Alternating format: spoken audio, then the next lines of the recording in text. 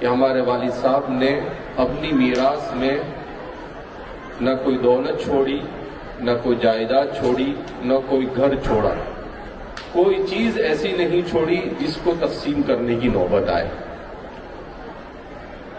آپ اندازہ لگائے کیسے عظیم انسان تھے جنہوں نے اتنے عظیم عظیم کارنامے انجام دیے، مگر دنیا کی طرف نظر اٹھا کر نہیں دیکھا۔ ایک مرتبہ میں سفر میں تھا، ڈیزل ڈالنے کے لیے گاڑی کھڑی کی ڈرائیور نے،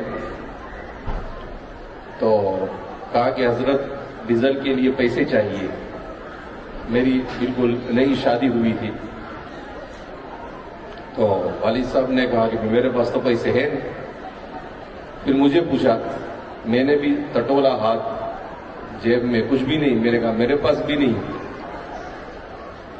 پھر ہم نے اپنی اہلیہ سے کہا کہ بھئی تمہارے پاس پیسے ہیں؟ تو انہوں نے کہا 500,000 روپے پڑے ہوں گے، تو وہ دے دیے۔ تھوڑی دیر آگے چل کر رو کر مجھے کہنے لگے مجھے بڑی خوشی ہوئی۔